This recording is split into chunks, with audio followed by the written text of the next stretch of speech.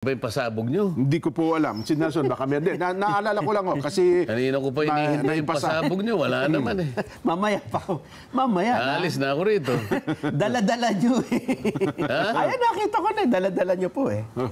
Ay, hindi. Ang gusto ko sanang, akala ko naman yun ang pag-uusapan natin. Di ba hindi dumating si Pangulong Duterte? Oo. Doon sa patawag ng Quadcom, hindi ba? Kahapon eh. Opo. Nanggagalaiti nga po yung ilang congressman doon, Kong. Bakit? Kasi nga, hindi dumating. Ang gusto nila, ipatawag na lang ata yung abogado ni Congressman, dating Pangulong Digong.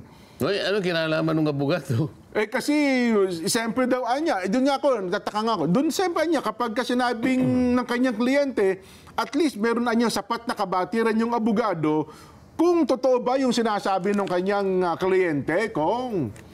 Hindi ganun yun. Hindi ba? Ang abogado, kapag yan ay in-engage ng isang kliyente, ahente lang siya. Yun, tama. Representative lang siya. Ano man ang kanyang isusulat nang galing doon sa principal. Yes, sa kanyang kliyente. Ang ipinagsisintir nila yata kasi doon sa unang sulat,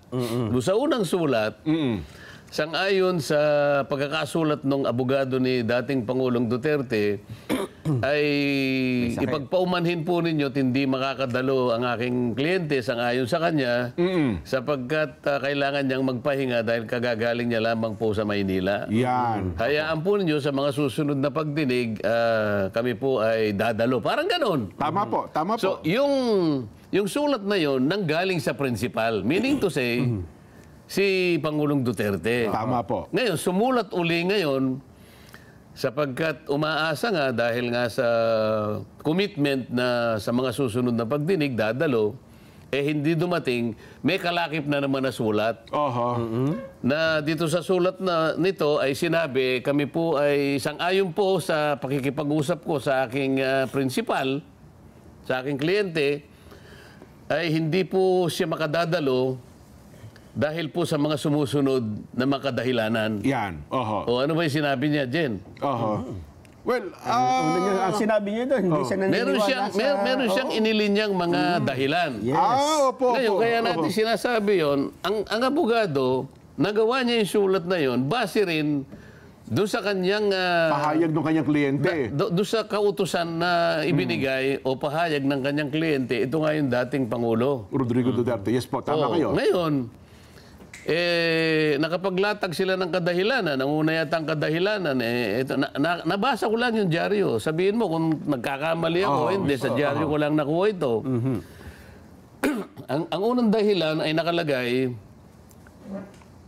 the former president is doubtful as to the Quadcom's integrity, independence, and probity to conduct legislative inquiry in aid of legislation. Yun ang una. Okay, opo. Itagalog mo yun, Nelson.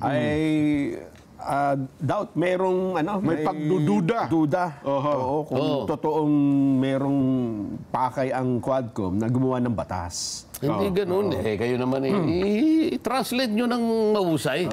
Ulitin nyo ko, hindi namin masyadong naintindihan. Iinit na naman ang ulo ko pag gaganyan ng Pag sinabi ko, unawaan nyo ng mabuti. Sige po, sige. Sabi niya, he is doubtful as to the Quadcom's integrity, independence, and probity to conduct legislative inquiry in aid of legislation. Yun ang una. Na siya ay duda sa integridad ng Quadcom sa layo sa paggawa nung kulang nga eh. Yung ano ba yung probity sa Tagalog? Meron siyang pag-aalinlangan at pagdududa sa integridad. Yan, ng Quadcom. Independence. Anong independence sa Tagalog? Yung kanyang pagiging malaya. At sa kanyang pagiging malaya, ano yung probity sa Tagalog? Edward? Probity. Ano yan? Pagka-December yan dyan. Hinihintay namin yan eh. Bakit pagka-December? Probity. Hindi ba ko, probity. Mas mga Tagalog, English na lang, Kong. Kasi tatlong So,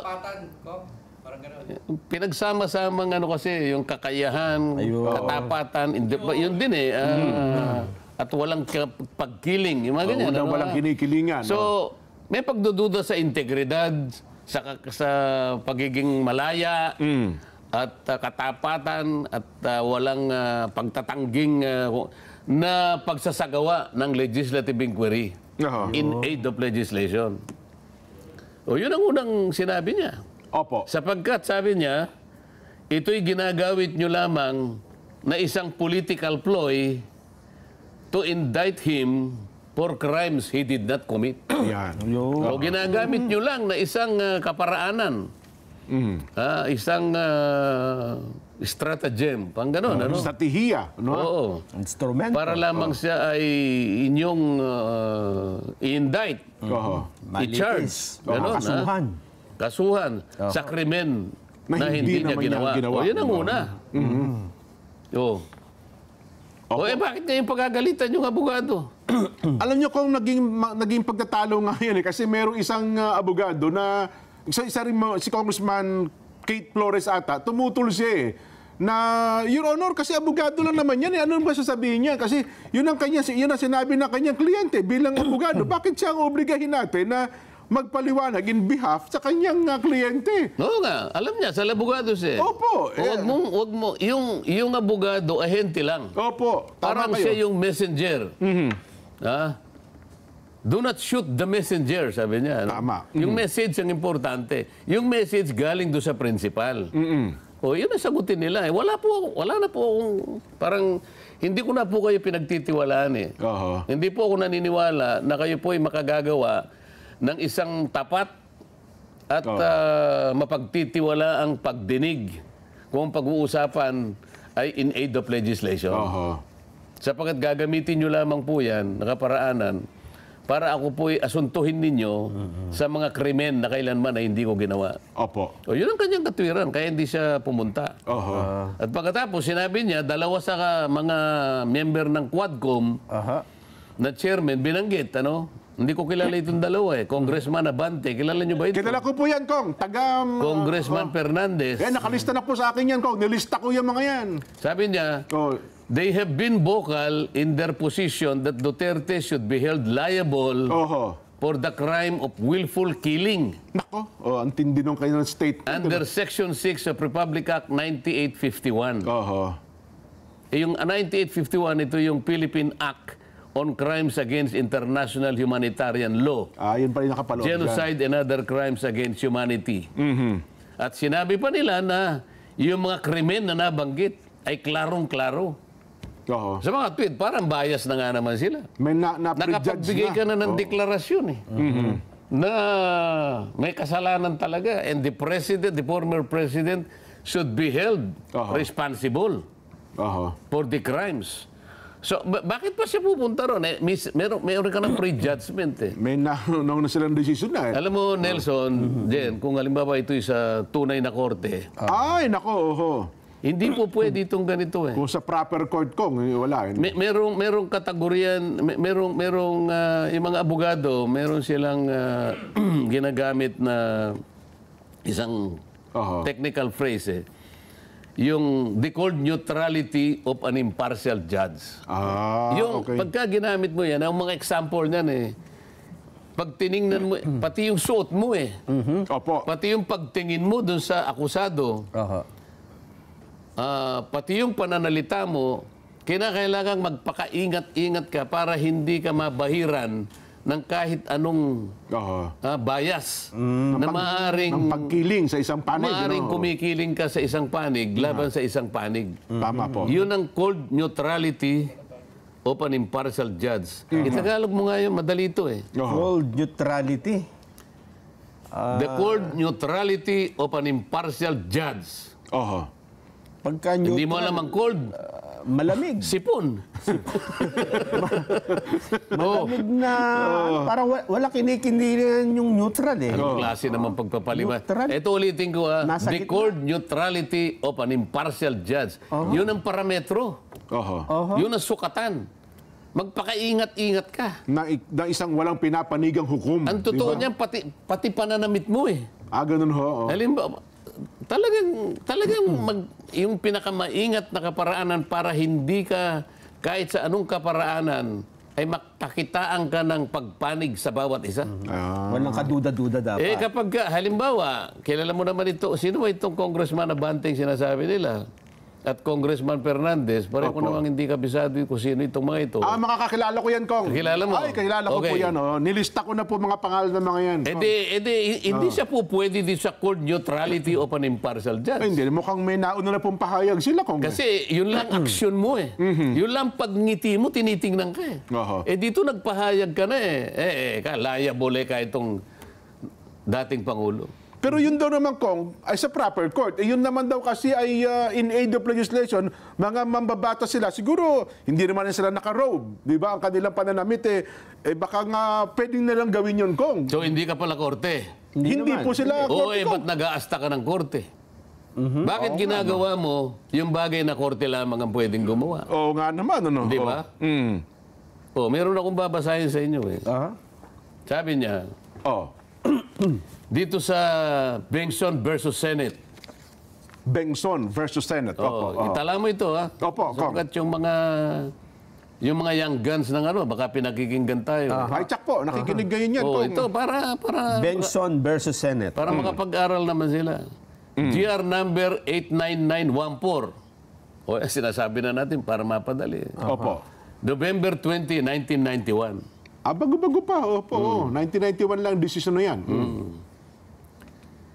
Sabi niya rito sa isang parte, it appears therefore, sabi niya, that the contemplated inquiry by respondent committee is not really in aid of legislation Okay. because Oo. it is not related to a purpose within the jurisdiction of Congress. Makikita mo Oho. Ang sinasabi rito ay hindi pala talagang in aid of legislation sapagkat ang hindi kanya kaugnay Opo. sa purpose within the jurisdiction of Congress. Bakit? Oho. Since the aim of the investigation is to find out whether or not the relatives of the President or Mr. Ricardo Lopa had violated Section 5 RA number 3019. Ito yung anti-graft. Yun talagang layunin ng naging Sa mga pagdinig, tweet, Kong. ang layunin ay para imbestigahan lang, para malaman kung yung mga relatives ng Presidente ay nakapag-violate nung batas na kung tawagin ay Republic Act 3019. Oho. Ano ang dapat kapag gano'n na nangyari? A matter, sabi niya, that appears more within the province of the courts rather than the legislature. Oho. Pagka gano'n, sabi niya, ito'y para doon sa korte, hindi para sa legislature. Hindi dapat para sa Ganito yung nangyayari. sa Congress, ano? Kung ang palagay ng Quadcom at lahat ng kabahagi nito, ang pinag-uusapan ay napakaraming paglabag, lalong-lalo na yung mga batas, mga criminal laws, halimbawa. Bakit? Ba't sila yung nagsusuri? Bakit sila yung nag-undertake ng inquiry na ito ay dapat korte na ang gumagawa? Ito yung sinasabi nito ba? So, kinote pa nila yung isang jurisprudence Opo. na sa pangyayari ay magkapareho. Ito ay John T. Watkins versus United States, ano? Lumang lumang jurisprudence, ngunit nagagamit ng ating Korte Suprema. Sabi niya, Opo. but broad as it is, the power of inquiry, talagang broad it is not unlimited. Kahit na broad yan, pero merong limitasyon yan. Hindi absoluto yung kapangyarihan niya There pala, is no general authority to expose the private affairs of individuals without justification in terms of the functions of Congress. Di ba? Nor is the Congress a law enforcement or trial agency. Sinasabi, hindi ka enforcement, hindi ka trial agency. So bakit mo ginagawa ito? Pero paano natin idodraw yung line, Kong? yung pagiging... Idodraw mo ang line kapag Opo. ka ang mga bagay na ito ay korte na ang dapat na gumawa, sabi nito.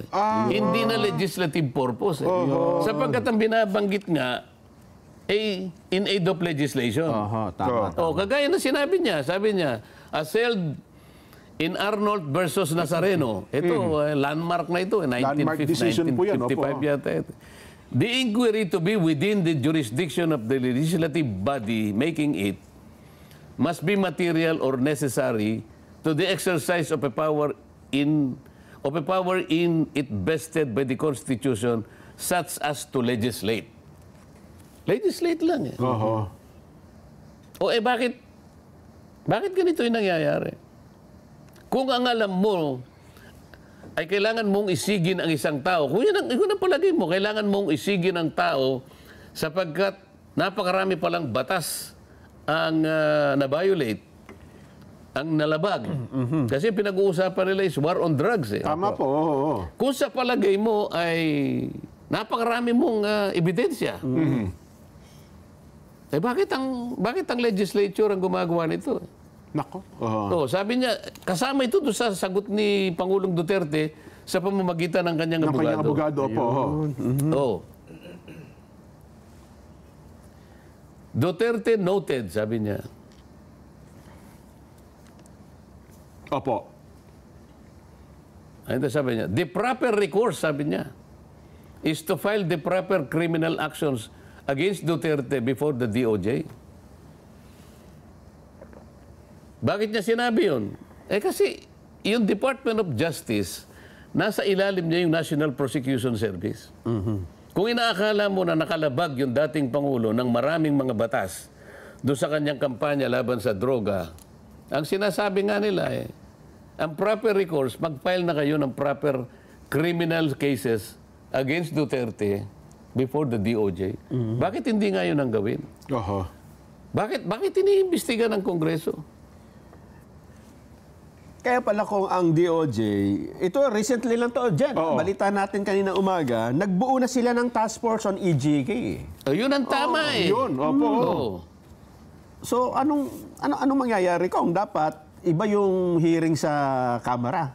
Dapat nga wala yan Dapat nga wala. Itong binabanggit nating mga jurisprudence na ito, ang sinasabi, kapag ang lahat ng ginagawa mo ay mas matibay pa na dapat ang korte ang gumawa at hindi legislature, dapat iniwanan mo ng matagal yan Paano yan kung mukhang may nabasa ako mga statement na noong nakaraan sa House leadership na tamaan niya ang direksyon ng Quadcom at mukhang maraming natutuklasan. Kaya sino man ang gustong pumigil dito, hindi dapat niya pigilan ito. Hindi ito niya dapat magtagumpay. Dapat magpatuloy ang pagdinig ng Quadcom. Yung pagdinig kaya ay nasusunod yung mga parameters at yung mga sukatan na nakalatag sa mga jurisprudence. Well, sa statement na yun ko, ako personally, sa hinuha ko, sa tingin nila, ay mukhang nasusunod at mukhang tama ang ginagawa nila, Kong. Halimbawa, yung, sino ba yung kaibigan mo, si Benny Abante, nakita ko nag-appear doon. Benny Antiporda po. Benny Antiporda. Abante, Congressman po. Gawin natin halimbawa si Benny Antiporda. Naku, bigla nga ako naawa kakapon. Gawin natin halimbawa?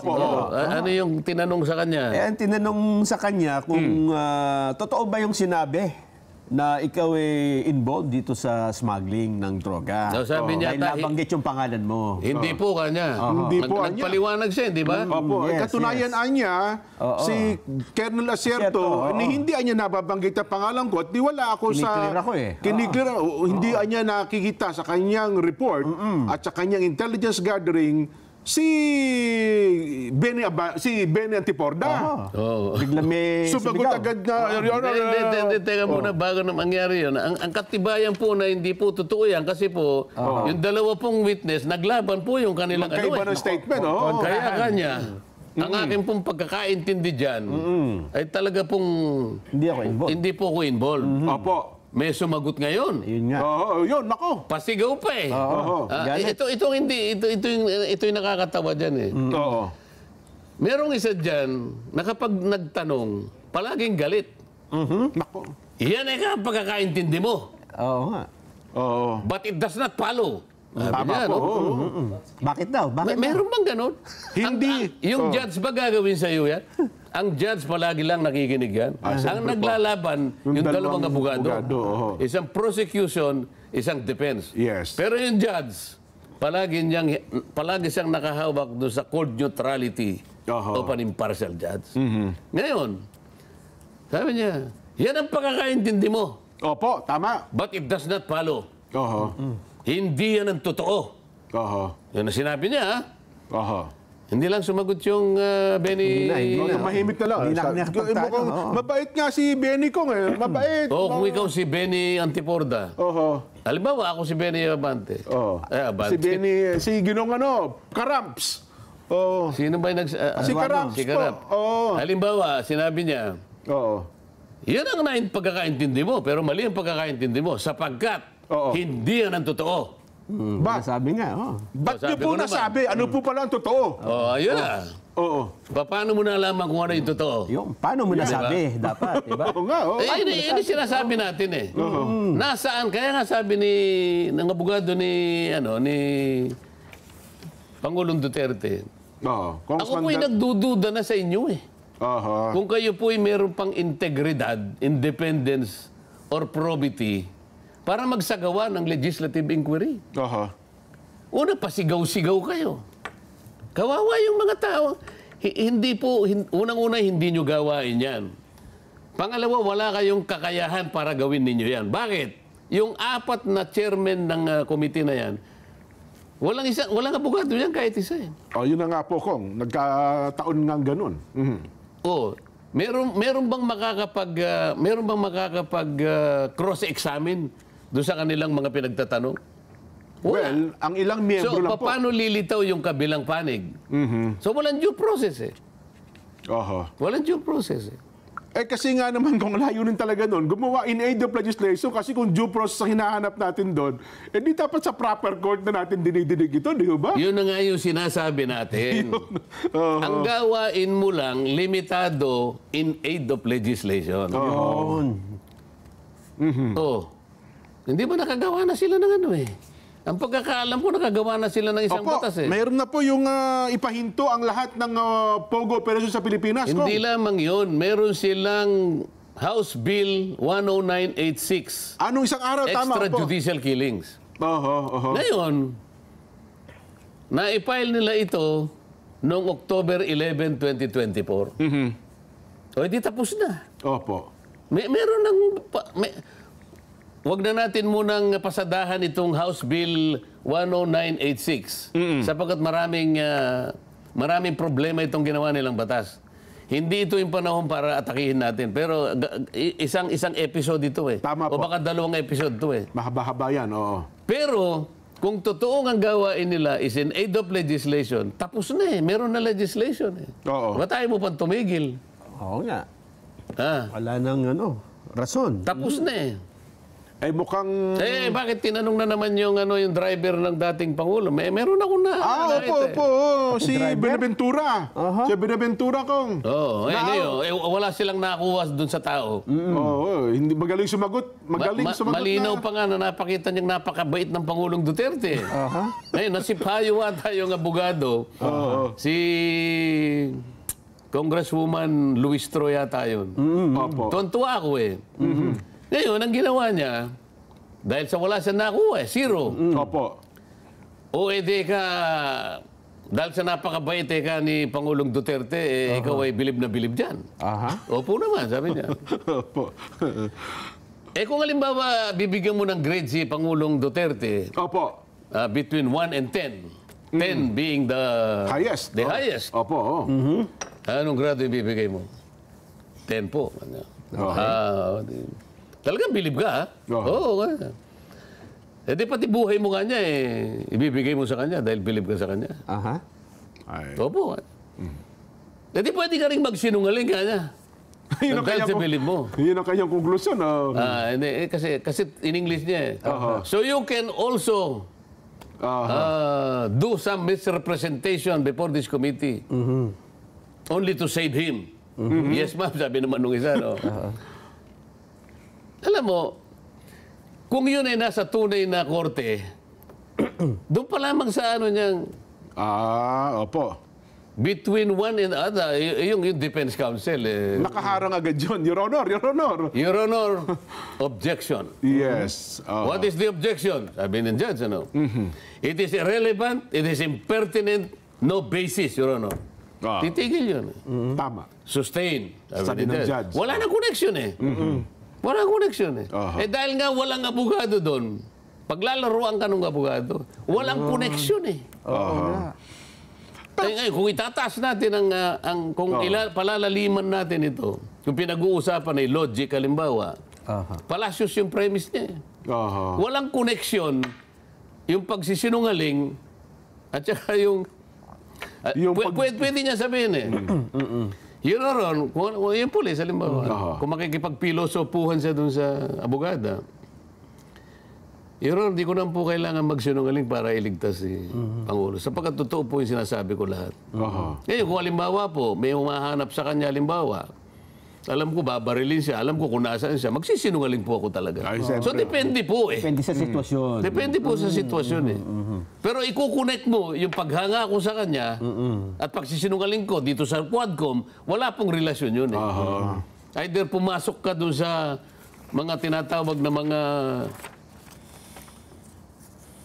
yung tinatawag na false dilemma policy, meron kang bandwagon policy, meron kang slippery slope policy. Pero malalim na ito. Medyo malalim na talakayan na yun. Hindi na dapat ginagamit itong mga ito. Pero gagamit sila ng mga ganon para lang lituhin. Dahil wala siyang nakuha eh. Zero eh. Ang malungkot kasi doon, Kung itatanong natin sa publiko ngayon. Ang malungkot, baka tayo mapalayo. Dagdag ko lang, Kong, ang malungkot kasi doon sa punto na yan, wala namang defense lawyer, at saka bawal mag-ano eh. Bawal mag-cause Sumagot yung abogado ng mga witnesses. Wala nga due process eh. Hindi magbulong, Ilang bawal beses na nating pinag-usapan sa programang ito. Hindi korte ang Quadcom.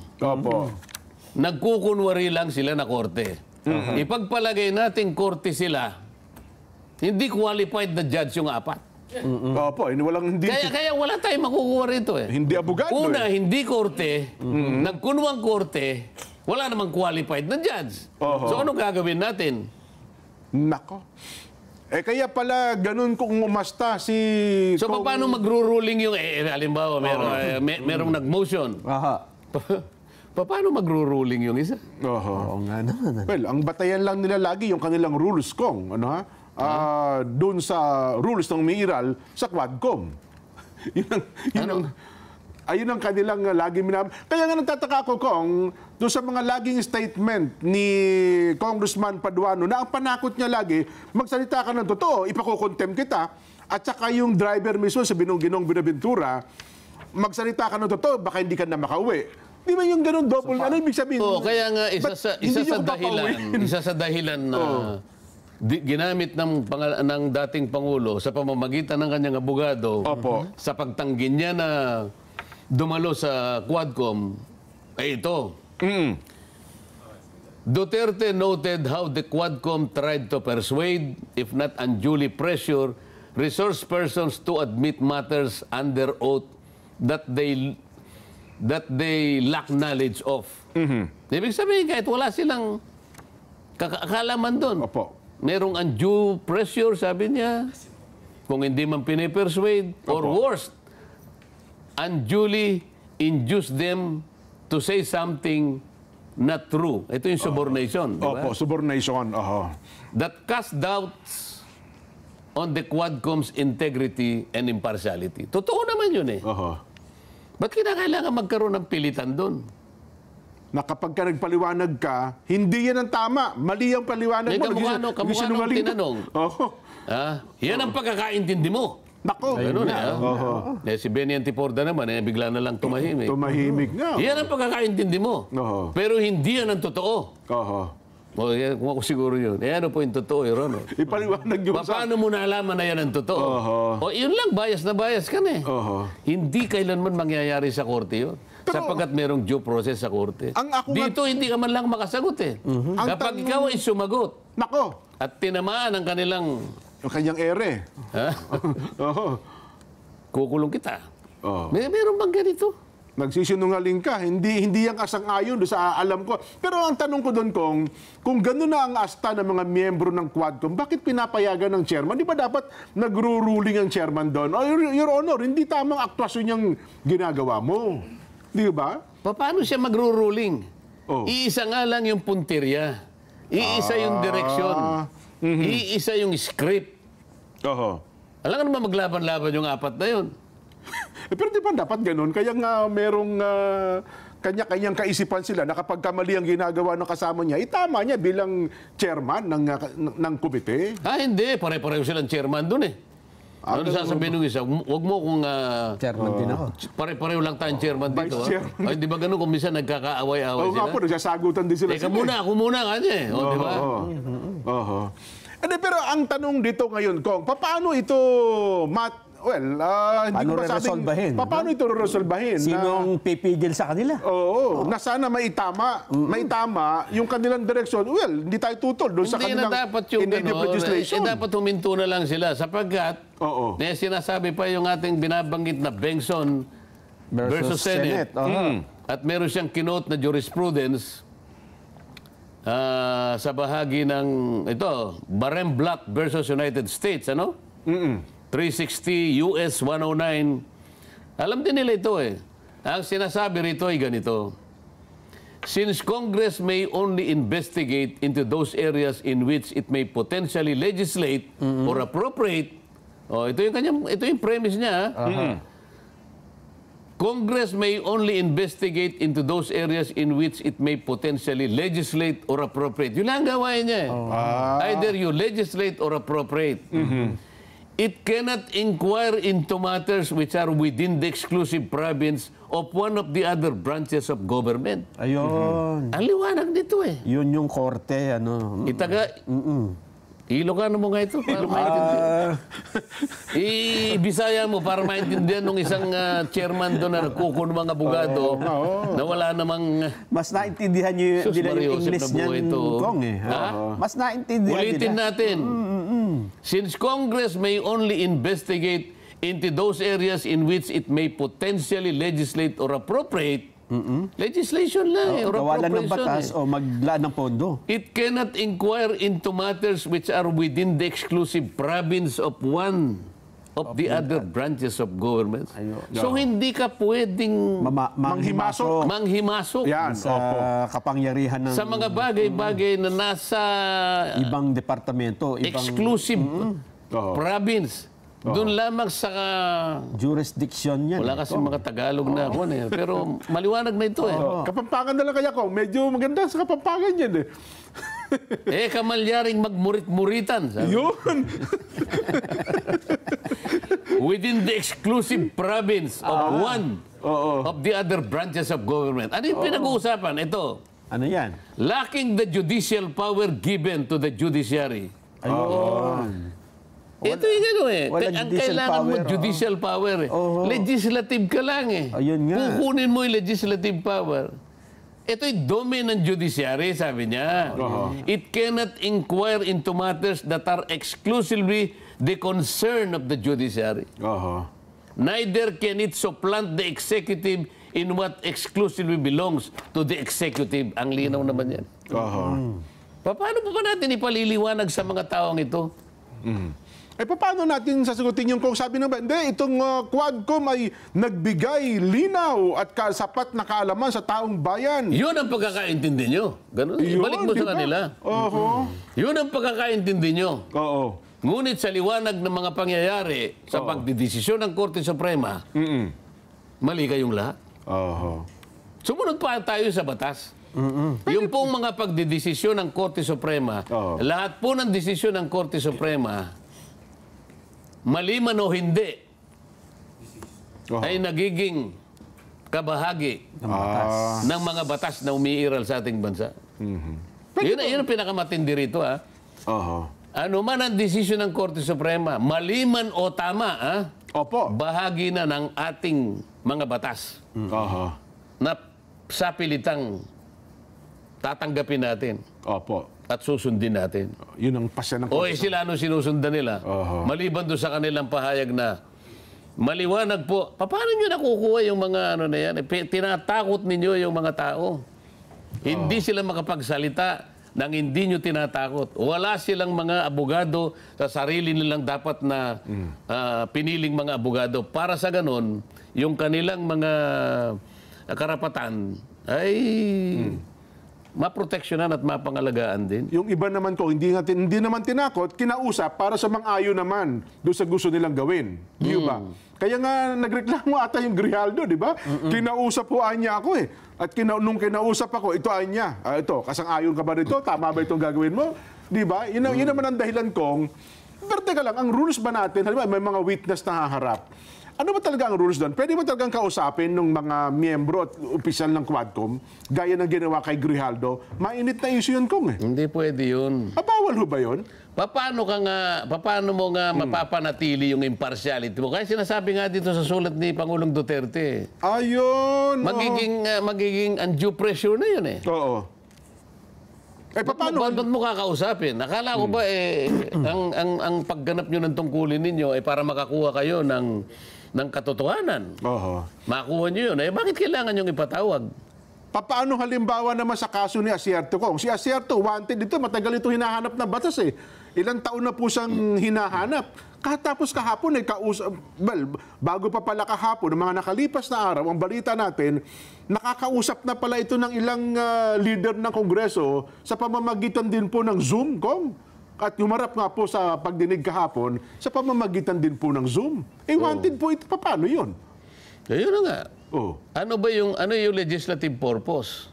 Ayun. Di ba kasi sa tunay na korte kasi dyan, bago mo iharap ang isang testigo, mag-o-offer ka muna. Your Honor, I am presenting Nelson Lubao for the purpose of testifying into the following blah, blah, blah. And on the basis of his testimony, he will be able to identify certain documents, blah, blah, blah. Para sa ganun, yung kalaban mo, kabisado niya rin kung paano kanya i-counter. Hindi pwedeng magkaroon ng surprise. Bawal pala yun. Walang surprise witness po nangyayari. Hindi pwede yung ganun. Palaging meron due process. Hindi ka po pwedeng basta ka na lang, mag-ano ka na surprise. Hindi. Bago nga kayo mag-umpisa, meron kayong stipulation dyan eh. Opo. Ilan ang mga ipipresent mong ano? Mga witnesses. Ito po, anong mga pangalan? Ano-ano ang kanilang ite-testify ng mga areas? Anong bahagi ng Anong mga dokumento ang imamark ninyo? Maliwanag yun. Ito dito eh. Kahit sino ipatatawag. Opo. Lahat lamang ng ipinatatawag ay yung mga potential na maaring merong, ano ba yung axe to grind? Merong layunin para mang-usig ka sa dating Pangulo. Tama. Tama ba yun? Mukhang wala naman silang ipinatawag na, ito kamukha nito, ipinatawag nila yung driver. Opo. Na alam naman nilang walang makukuha.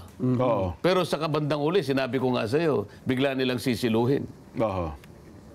Di pa paano ngayon, Kong? Ang ating mga kababayan, so dapat na bang ipagpatuloy ito ng Quadcom, yung pagdinig? Kasi pang-10 na po yung kahapon, at ang plano, magkaroon pa po ng pang-11, pang-12, pang-13, at so on and so forth pa po. Ang masasabi ko dyan, paano naman yung mga ibang mga... ito'y gawa na yung mga bills eh. Gawa na yung mga resolutions. Bakit naman puro na lang yung Quadcom puro na lang ito yung kanilang pinagsasakitan? Bakit lahat ng panahon, lahat ng resources dito na lamang nakatutok? In aid of legislation daw. Paano yung nagawa na? Na hindi namin nadidinig. Kamukha ng mga bills ko na puro sa kuryente. Saka gusto mo ibaba ang kuryente. Yun ang dapat. Walang panahon. Yun ang dapat in aid of legislation talaga. Bakit yung pinipilit niyong gumawa pa ng batas? Ito, nakagawa na po nakalinya na po lahat ang mga batas na pinanukala namin. Bakit hindi po kayo magbigay ng panahon para kahit papano? Kahit na isa o dalawa lang, maisulong natin. Bakit dito kayo palaging nakatutok? Di nyo nahalata yan?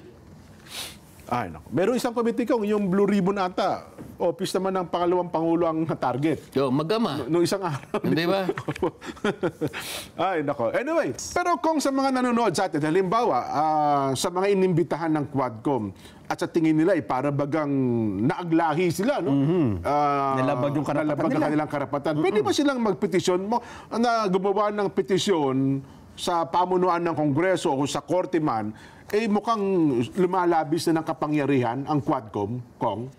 Hindi, kung ako yun, bago pa mangyari yun, bago pa ako pumunta ron, siguro, ganun po. pag ako'y inimbitahan, halimbawa, lalo na kung iko-contempt ka pa kapag hindi ka pumunta, maghain ka na ng kaukulang aksyon sa korte. Papigil mo na pwede. sila. Kasi sinasabi natin, walang due process. Opo. Bakit kailangan ng due process? Ito, sinasabi sa Ong versus Senate, GR number 257401, March 23, 2023. Bago-bago pa po yan, ha? While the Senate has the power to conduct investigative legislative inquiries, it must observe the constitutional right to due process of the persons appearing before such proceedings. Oo. So kailangan talaga, di ba?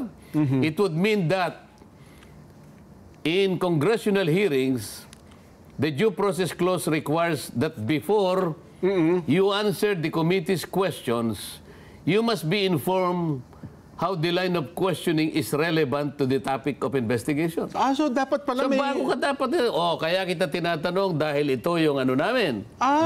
Okay. Nasaan ang due process? Oho. Ikaw, sarili mo lang opinion ang pagkakaalam ko at pagkakaintindi ko po'y, ako po'y walang kasalanan. Sabi ni Benny ayan, Antipunta. oo.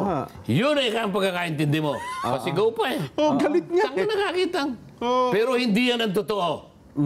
So alam na nila kagad yung totoo. Ayun naman pala. Pinagsama nila ang prosecution office at saka korte into one. Oo nga, no. Pero walang abogado na magtatanggol doon sa mga pinagtatatanong nila. Sinasabi ko nga sa'yo, kahit kailan hindi pa nangyari sa Congress ito. Ngayon lang nangyari, itong mga kabalintunaan na ito na nagaganap ngayon. Hindi, sabi nung isa kong, kaya daw po sigaw ng sigaw lagi yon kasi sa bundok, kung saan siya matagal na namalagi, sigawan daw talaga ng sigawan ng tao doon. Doon siya mag-hearing. Tanggaro korto yun kapag gano'n. Hindi siya dapat dito. Oo Sa nga bundok pala. dapat. Kasi sinasabi rito. Sigawan ng sigawan eh. Ito pa, Ano pa? Para guided ang ating Sige mga po. kabayan. The mere semblance of legislative purpose would not justify an inquiry in the face of the Bill of Rights. Kasi mo kasi yung Bill of Rights, mataas na uri ng ano ito eh. Ng karapatan ng isang ito individual. na talagang hindi basta-basta ito ay ginigibap ng isang tao eh. The critical element is the existence of and the weight to be ascribed to the interest of the Congress in demanding disclosures from an unwilling witness. Kasi karaniwan hindi willing yung mga yan eh. Totoo. We cannot simply assume, sabi niya, that every congressional investigation is justified by a public need that overbalances any private rights affected. Ayun. Hindi kailangan mong isaalang-alang lahat ng mga private rights eh. To do so, Pag pag ginawa pinili mo, mo, to do so would be to abdicate the responsibility placed by the Constitution upon the judiciary Oo. to ensure that the Congress does not unjustifiably encroach upon the individual right to privacy nor abridges liberty of speech, press, religion, or assembly. Nako. Ang daming karapat ditong nawawala eh. Nako. So kailangan panagutan nila lahat ito na ngayon lang nangyari sa kongresong ito ang kailanman ay hindi ko inisip at inimagine. Akala ko nga nananaginip ako eh. Sa totoo lang. bangungot ko. Hindi ko matatanggap itong mga... Hindi niyo maubos maisip na mangyayari sa Kongreso, Oo, ang no? katibayan nito, lahat naman naging kaibigan ko lahat yan eh. Opo naman, Ang problema, magkahiwa-hiwalay na kami kapag ang pinag-uusapan. Ayun talagang, nasaan na yung, ano yung ginagamit nilang rules, halimbawa? Sa korte, merong rules of court eh. Ay, totoo po. Merong rules of court. Talagang letra por letra yan, pananagutin mo yan. Kaya nga may abogadong katapat eh. Para lumitaw yung due process. Dito walang due process. Daig pa ang gobyernong Hapon dito. Nung wala kayo, Kong, ang naging tanong namin sa ating mga kababayan, mukhang nalasing sa kapangyarihan ang mga opisyal nitong Quadcom, Kong. Nalasing sa kapangyarihan. Hindi na alam yung ginagawa. Hindi na po alam ang kanilang Kaya nga natin pinagagawa. sinasabi, bakit ka gumaganap ng prosecution's duty, isinama po yung korte, alimbawang kaya mong pagsamahin yon, di dapat magagaling kayong abogado. Ay, siyempre po naman. Kung pwede niyong pagsamahin talaga, halimbawa pwedeng pagsamahin, super abogado kayo. Wala kang abogado sa kanila. Merong isang abogado doon, si Congressman ako, pero vice chair siya. Hindi siya okay. nakakapamayani. Siguro ako po ba yung abogado bukod sa pagiging general? Polis yun pero abogado yun. Kaya lang ganun vice ba? chair siya. Opo, vice chair. Pero yung chairman nung apat, kaya Quadcom apat. Opo, apat lang. Pare-parehong hindi abogado. Ayun. So, kahit anong gawin mo, hindi nila kayang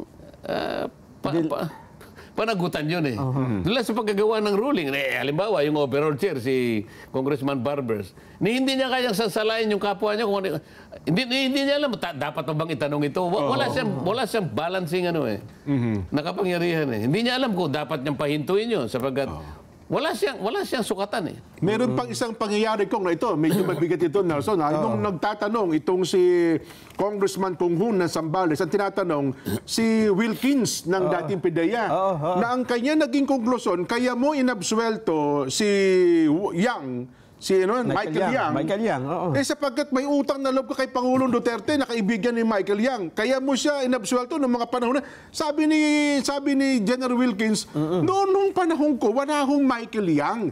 Kahit na po nung sinasabi ni Asierto, noong panahon ko po sa PIDEA, wala pong Michael Yang. Kaya inabsuelto, tinanggal ko po sa listahin yan. Hindi, sabi nung Kung Hun, hindi. Kaya mo siya tinanggal sa listahin, inabsuelto siya sapagkat may utang na loob ka kay Pangulong Duterte na nagpwesto sa iyo bilang PIDEA Director General.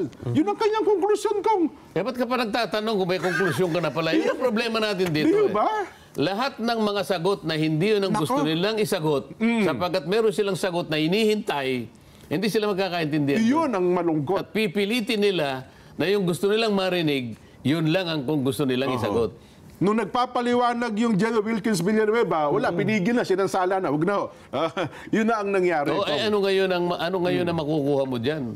Yun nga yung tinatanong natin. Anong halaga nung ginagawa nila? Lahat ng gagawin nila dyan na hindi nakasalig sa katwiran, sa mga batas nating umiiral, hindi ko alam kung anong kapupunta. Ano magiging konklusyon niya lahat dyan? Mabuti pa nga itong ginawa ng DOJ. Opo, yan. Si Secretary Remulla, nag-order na ng creation of a task force that will investigate EJ case in the Duterte administration's war on drug under Department Order 778. Ayan. Ito yung dapat Task force talaga. Kasi yung task force na ito, ayon sa kanyang pagkagagawa, will be chaired by the Senior Assistant State Prosecutor. Nawala na yung dati. Yung, ano pangalan? Malcontento yata. Opo. Si Malcontento. Ngayon yata Mark Anthony Padulyon. Padulyon na siya ngayon. Opo. Kasi si Malcontento hindi na kontento. Bakit ka mo? Hindi man niya sinabi yung dahilan, para ko nang nahihinuha yung dahilan Okay. Ako po'y magbibitiw na sa tungkulin ko sapagkat ang aking pong mandato kinuha na po ng Quadcom. Nako, yun na. Kaya pala. Totoo naman yun Yun ang masakit. Ang mandato ng National Prosecution Service, etong lahat ng mga pinaghihinalaan na gumawa ng krimen ay kailangan usigin. Sino pong manguusig at paano po yung paraan ng pag-uusig? Dadaan po kayo sa ilalim ng DOJ sa pamamagitan po ng National Prosecution Service. Yun. Ngayon, ito po, task force. Tama lang. Co-chaired by regional, si Padulyon ng ang Mark state Anthony prosecutor. Padulyon, opo. And co-chaired by regional prosecutor, kung sino man yun, with 9 members Yan. of the National Prosecution Service. Ito dapat Mga pero piskal kapag talaga. ito'y nagawa na, dapat huminto na yung Quadcom. Ay mukhang hindi sila hihinto, Kong. So, bahala na sila. Meron Diba? pa silang gustong gawin na hindi pa nila ata nagagawa, Kong. Ang hintayin natin ngayon, sapagkat sumulat ang Pangulong Duterte sa magitan ng kanyang abogado, ito po yung aking mga katuwiran kung bakit ayaw ko na pong pumunta sa inyong pagdinig. Ang isa sa dahilan binigay niya, para po makabawas na po sa taxpayers' money at sa panahon Minumungkahi ko po na bigyan na lang po kayo ng stenographic notes na nanggaling po sa Senado para makatipid po kayo. Basahin nyo na lamang po yun. Yun din naman ang statement. For your own appreciation. Dahil pareho lang naman po ang sasabihin ko eh. I have extensively discussed the matter of war on drugs at lahat po ng mga sinasabi niyong pagpatay na may kaugnay dito. Maliwanag po yun. Kumuha na lang po kayo ng transcript. Nandun po sa Senate. Sabi ni Paduano, hindi, mukhang natatakot sa amin ng Pangulo. Takot ang Pangulong Duterte. Bakit? Takot ba siyang harapin ang Quadcom kaya siya hindi pumupunta bakit dito? hindi niya ipakontempt? Oo nga pala, no? Ha? Oo. Hindi Nelson. dahil sa ilis hindi pagdalo, di ipakontempt niya, ipagawin niyang wanted. Ayaw mo bang isa-suggest kay... kanina, sino yun? Karamps. Oh. Si Karamps. Oh. Ayaw mo bang isa-suggest sa kanya na i-contempt niya si Pangulong Duterte? Ipakontempt mo para magkaalaman na. Di ba? Ano pa hinihintay naman ang natin? pagkakasabi. Kailangan niya medyo... Kailangan may pasabog. Hindi ako ngayon. Ipakontempt mo! Yeah. Di ba? Ipakontempt mo! Hinahamon kita! Hinahamon kita! Yan. Yan ang sinasabi Pag ko hindi sa'yo. mo pinakontempt, duwag ka! Yung problema, Ganun ba? parang... Ganun ba Diba? dapat? Hindi, ang sabi. Oo. Di ba, paano nagtapos eh? Well, tanggapin na ho natin na hindi talaga siya makakapunta. Ang atin na lang tawag si Attorney Martin Delgado na lang ata papupuntahin. Sinabi ba niya yun? Mukhang ganun na lang ho ata. Ba, hindi ganun. Oo. Kaya kailangan maging consistent ka. Lahat ng hindi po niya, kinontempt mo eh. O bakit? Baka ikaw natatakot ngayon. Yun ang yun ang magiging Ang epekto po salita nun. niya. Bakit? Natatakot ba siya? Yun na nga, oo. Pakontempt mo. Ilang beses na natin siyang inimbitahan dito eh. Hawak-hawak na po yung ating invitation eh. Hindi, sabi niya, paimbita po ninyo natin uli. Ayan, oo. Sige, maghintay tayo kung iko-contempt nga. Pwede nga Di ba? pala, no? Oo, kasi pwede niyang ipasabina kung talagang... Hindi pupunta. Anong tawag dun sa yun, yung... Bakit mo pa ipatatawag? Meron na nga sulat eh. Sinabi na nga niya, inisa-isa niya yung katwiran kung bakit ayaw niya nang pumunta. Ngayon, kung kayo po ay talagang nakababasa naman ng isang sulat, pag-aralan niyo pong mabuti at meron naman siyang katwiran. Unang-una ay pinagdudahan na po ang kakayahan ninyo na maging independent, na meron kayong probity at may integridad. Ang sinasabi niya, ginagamit lamang po ninyo na isang ploy para ako po'y usigin ninyo sa mga krimen na hindi ko ginawa. Ayan. Yan ang panguna niya sinabi. Opo. Yung ating Vox Populi, ipakukontempt kaya. Ipakukontempt kaya ni Congressman Paduano, Oo. ang dating Pangulong Rodrigo Duterte, Oo. dahil sa patuloy na hindi pagdalo sa Quadcom. Yan ang ano mo. Yan ang, Nag-extend na Diba? tayo. May lakas loob kaya. Ayan, di ba? Matapang kayang ipakontempt ni Congressman Paduano. hindi ganun. Mahina yung ganyan. Mahina ho ba? Kayang ipakontempt. Yun. Sino na yun? Congressman Paduano. Ang dating? Ang dating Pangulong Rodrigo Duterte, dahil sa patuloy na pang-iisnab sa pagdinig ng Quadcom. Tapos merong open and close parenthesis. Subuk-subukan niya.